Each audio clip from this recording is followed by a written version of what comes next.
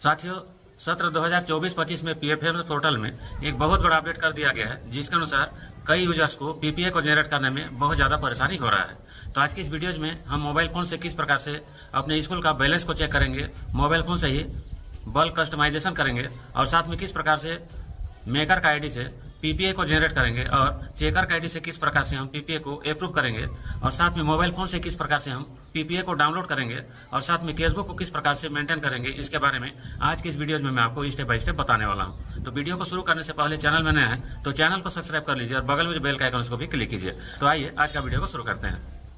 तो साथियों, सबसे पहले आपको आपका मोबाइल फ़ोन या कंप्यूटर का कोई सा भी एक ब्राउज़र को ओपन कर लेना है और यहाँ पर आपको PFMS लिख करके सर्च करना है और अपना मेकर का आईडी से, कोषाध्यक्ष का आईडी से लॉगिन कर लेना है। उसके बाद में यहाँ पर कुछ इस प्रकार से यह पेज ओपन हो जाएगा। उसके बाद में आपको यहाँ पर नीचे स्क्रॉल डाउन करते जाना है। यहाँ पर आपको एक ऑप्शन देखने को मिल जाएगा मास्टर का। यहाँ पर यह जो मास्टर का ऑप्शन दिख रहा है, यहाँ पर आपको क्लिक करना होगा। यहाँ पर आप जैसे ही क्लिक करेंगे उसके बाद में यहाँ पर इस प्रकार से बहुत सारे ऑप्शन आ जाएंगे, जिसमें यहाँ पर बल्क कस्टमाइजेशन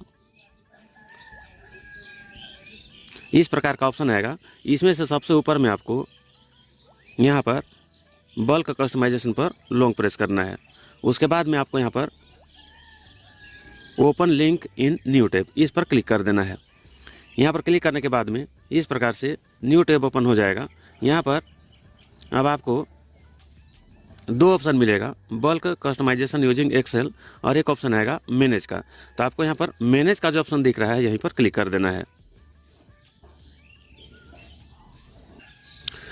दोस्तों, जैसे हम यहाँ पर क्लिक करते हैं उसके बाद में इस प्रकार से स्कीम बल्क कस्टमाइजेशन का यह ऑप्शन इनेबल हो जाता है। अभी यहाँ पर पेमेंट का जो मोड है, यहाँ पर चेक, डीडी, आरटीजीएस और ईसीएस का ऑप्शन आ जाता है। तो यहाँ पर हमको पीएफएमएस से भुगतान ई पेमेंट यूजिंग प्रिंट एडवाइस से करना होता है। तो इसके लिए सबसे पहले हमको यहाँ पर एक ऑप्शन मिल जाता है मैनेज स्कीम बल्क कस्टमाइजेशन। तो यहाँ पर अभी ये इनेबल है तो इसको पहले डिसेबल करना है।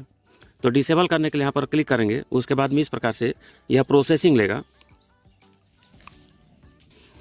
उसके बाद में अभी यह डिसेबल हो गया है, अब इसको फिर से हमको इनेबल करना होगा। इनेबल करने के लिए हमको यहाँ पर क्लिक करना है। उसके बाद फिर से यह प्रोसेसिंग लेगा। यह 2024-25 का सबसे बड़ा समस्या के रूप में यूजर्स को आ रहा है। अब यहाँ पर हमने अब डिसेबल करके फिर से इनेबल कर लिया है। अब फिर से हमको यहाँ पर स्कीम को सेलेक्ट करना है। स्कीम को सेलेक्ट करने के लिए यहाँ पर इस प्रकार से जैसे हम स्कीम को सेलेक्ट करेंगे उसके बाद में आगे जैसे ही स्क्रॉल डाउन करेंगे यहाँ पर आप देख सकते हैं यहाँ पर जो यह ऑप्शन मिसिंग था ई पेमेंट यूजिंग प्रिंट एडवाइस, यह ऑप्शन अभी इनेबल हो गया है। अब उसके बाद फिर से हमको यह जो जानकारी है इस जानकारी को भरना है।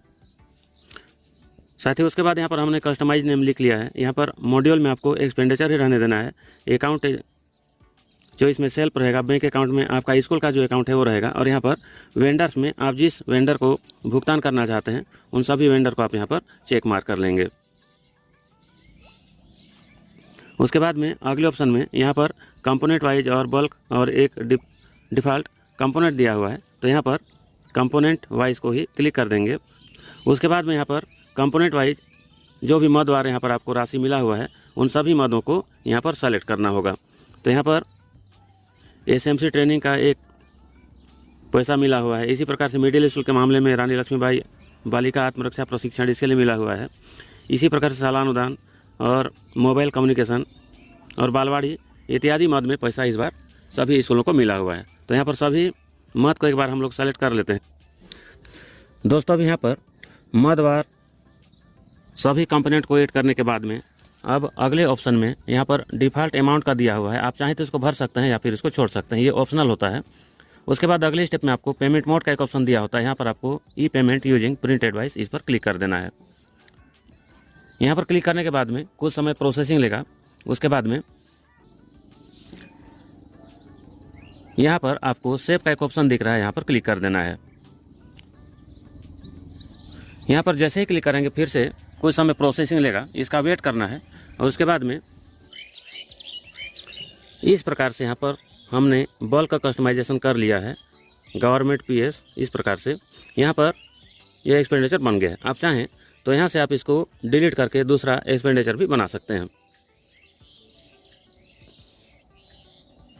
इस एक्सपेंडिचर में अगर आप कुछ अपडेट करना चाहते हैं तो उस कंडीशन में आपको यहाँ पर क्लिक करना होता है और उसके बाद यहाँ से आप जो भी डेटा या जानकारी को अपडेट करते हैं, अपडेट करने के बाद में आपको यहाँ पर एक ऑप्शन अपडेट का दिख जाता है, यहाँ पर आपको क्लिक कर देना होता है। बल्क कस्टमाइजेशन हो जाने के बाद में आपको नीचे इस प्रकार से स्क्रॉल डाउन करना है और आपको यहाँ पर एक ऑप्शन मिलेगा एक्सपेंडिचर का, यहाँ पर आपको प्रेस करना है।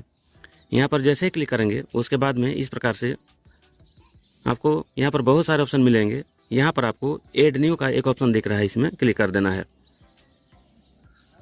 यहाँ पर जैसे ही क्लिक करेंगे उसके बाद में यहाँ पर इस प्रकार से अब यहाँ पर क्रिएट एक्सपेंडिचर डिटेल इस प्रकार का ऑप्शन आ जाएगा। यहाँ पर हमको सभी वेंडर्स को एक साथ पेमेंट करना है, इसलिए हमने यहाँ पर एक्सपेंडिचर क्रिएट कर लिया है। तो हम यहाँ पर यह जो ऑप्शन है इसमें क्लिक कर देंगे। यहाँ पर क्लिक करने के बाद में कुछ इस प्रकार से यह पेज ओपन हो जाएगा। इस स्कूल के मामले में अभी अवेलेबल जो बैलेंस है वह 30,000 रुपये है। तो यहाँ पर सबसे पहले लेटर ऑफिस नंबर, यहाँ पर अपने ऑफिस का जो नोटशीट नंबर है उस नोटशीट नंबर को आपको यहाँ पर एंटर करना होगा। उसके बाद यहाँ पर इस प्रकार से आपको आपके नोटशीट का जो नंबर है उस नंबर को आपको, जिसको हम आदेश क्रमांक भी कह सकते हैं, उसको यहाँ पर एंटर कर लेना है। उसके बाद में आप चाहें तो यहाँ पर नोटशीट का जो फ़ोटो है इसको अपलोड भी कर सकते हैं, जिसका साइज 4 MB तक होना चाहिए। उसके बाद में एक्चुअल ट्रांजेक्शन का जो डेट है इस डेट को आपको वास्तविक डेट को डालना है। उसके बाद में यहाँ पर अनअप्रूव्ड वाउचर, यहाँ पर इसको 0 रखना है। एक्सपेंडिचर अमाउंट, आप जितने राशि का एक्सपेंडिचर बना रहे हैं उसको आपको यहाँ पर सेलेक्ट करना होगा। तो यहाँ पर हम 30,000 रुपये का PPA बनाएंगे, तो यहाँ पर हमने 30,000 लिख दिया है। उसके बाद में अगले ऑप्शन में दिया है नरेशन। नरेशन में यह जो अमाउंट है ये कौन कौन से मद का है उसको आपको यहाँ पर चयन करना होगा। साथ ही इस प्रकार से आपको नरेशन में इसको एंटर करना है। उसके बाद में आप जिस मद से डिफ़ॉल्ट कंपोनेंट सेट करना चाहते हैं उन सभी मद को आप यहाँ पर सेव कर लेंगे। तो इस स्कूल के मामले में यहाँ पर SMC ट्रेनिंग, सालानुदान, कम्युनिटी मोबिलाइजेशन और एक मिला हुआ है बालवाड़ी का। बालवाड़ी में चूँकि प्रोग्राम एक्टिविटीज़ कराया जाता है तो इसको हमने उस मद में ले लिया है। उसके बाद अगले ऑप्शन में आपको यहाँ पर 2 ऑप्शन मिल जाता है सेट एक्सपेंस टाइप में। यहाँ पर रेवेन्यू को क्लिक करना है दोस्तों। उसके बाद अगला ऑप्शन है वेंडर नेम और यहाँ पर कंपोनेंट डिटेल। यहाँ पर अभी हमको जितना राशि इन वेंडर को डालना है उसको अभी ऐड करना है, जिसके लिए क्रमशः हम सभी वेंडर को एक बार हम क्लिक कर लेंगे। यहाँ पर कंपोनेंट नेम में ऑलरेडी यह सेलेक्ट हो जाता है अमाउंट। अब इस वेंडर को कितना पेमेंट करना है उसका ऑप्शन को यहाँ पर सेलेक्ट करना है। उसके बाद में अगला है टैक्स अमाउंट, यहाँ पर इसको 0 रखना है। बैलेंस अमाउंट, उसके बाद में है एक्सपेंस टाइप। तो यहाँ पर हम एक उदाहरण के रूप में लिख लेते हैं 10,000 रुपये। तो साथियों इस प्रकार से आपको कंपोनेंट वाइज और वेंडर वाइज आप जितना अमाउंट वेंडर को भेजना है आपको उन सभी वेंडर को आप यहाँ पर सेलेक्ट करने के बाद में कंपोनेंट वाइज सभी मदवार सभी राशि को भर लेंगे। उसके बाद में अगले ऑप्शन में यहाँ पर आपको एक चीज़ को ध्यान देने का ज़रूरत है। यहाँ पर जो नेट अमाउंट है, आप जितना का PPA जनरेट कर रहे हैं उसका जो टोटल अमाउंट है ये सभी टोटल में टैली करना चाहिए। सभी जानकारी को आपको एक बार फिर से अच्छे से चेक करना है और उसके बाद में अगले ऑप्शन में आपको यहाँ पर सबमिट पर क्लिक कर देना है। उसके बाद इस प्रकार से the transaction has been saved successfully with voucher number BP इस प्रकार से दिया हुआ है। तो इस नंबर को आपको डायरी में नोट डाउन करके रखना है। उसके बाद फिर से आपको यहाँ पर ओके पर क्लिक कर देना है। उसके बाद fund expenditure save successfully, do you want to process with pay detail. तो यहाँ पर आपको, अब आपने यहाँ पर PPA जनरेट कर लिया है, अब इसको अप्रूव करने के लिए चेकर को भेजना है। तो यहाँ पर हम इसको यस पर क्लिक कर देंगे। तो इस प्रकार से एक्सपेंडिचर जो बना हुआ है उसका पूरा डिटेल को यहाँ पर दिखाया जा रहा है। यहाँ पर टोटल अमाउंट 30,000 रुपये है। अब यहाँ पर जितना भी राशि है उस सब राशि को यहाँ पर इस प्रकार से जो यहाँ पर वेंडर हैं उनका टोटल डिटेल को दिखाया जाता है। और इस प्रकार से हमने 30,000 रुपये का यहाँ पर पीपीए जनरेट कर लिया है। अब यहाँ पर नेक्स्ट ऑप्शन में नेक्स्ट पर क्लिक करना है। यहाँ पर जैसे ही क्लिक करेंगे उसके बाद में फिर से प्रोसेसिंग लेगा। उसके बाद में आपको यहाँ पर नरेशन को फिल करना है।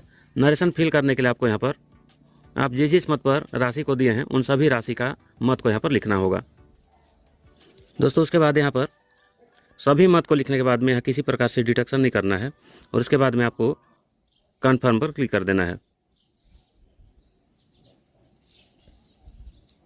उसके बाद अगले ऑप्शन में यहाँ पर इस प्रकार से पे डिटेल सेव्ड सक्सेसफुली का ऑप्शन आता है। आपको अभी नेक्स्ट पर क्लिक करना है।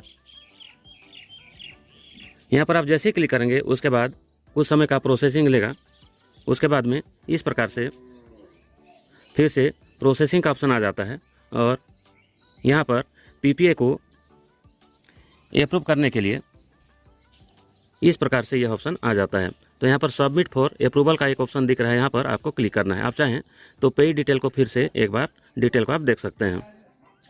तो यहाँ पर हम सबमिट फॉर अप्रूवल पर क्लिक कर देंगे। तो इस प्रकार से अभी हमने जो पीपीए जनरेट किया है बल्क कस्टमाइजेशन के थ्रू, अभी हमने पीपीए जनरेट करने के बाद में इसको अप्रूव होने के लिए चेकर का आईडी में भेज दिए हैं। अब अगले स्टेप में आपको फिर से चेकर का आईडी से लॉगिन करना होगा दोस्तों। अभी हमने चेकर का आईडी से 17/2024-25 के लिए पीएफएमएस का पोर्टल में लॉगिन कर लिया है।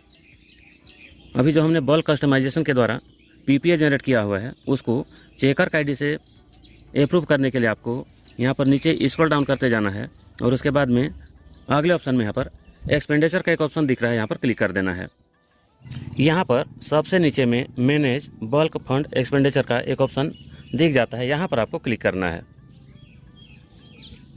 यहाँ पर जैसे ही क्लिक करते हैं उसके बाद में नीचे आपको स्क्रॉल डाउन करते जाना है। यहाँ पर आपको लेटर ऑफिस नंबर जो अभी हमने बनाया हुआ था यहाँ पर आ गया है। तो यह भी फाइल स्टेटस सबमिट का ऑप्शन दिख रहा है। आपको यहाँ पर जो ऑफिस नंबर है, लेटर नंबर है, इसको आपको क्लिक करना है। उसके बाद में इस प्रकार से यह प्रोसेसिंग लेता है जिसका आपको वेट करना है। उसके बाद में यहाँ पर 3 ऑप्शन दिखाया जाता है, अप्रूव का, रिजेक्ट का और एक बैक का। तो यहाँ पर आपको अप्रूव करना है तो अप्रूव पर क्लिक कर देना है।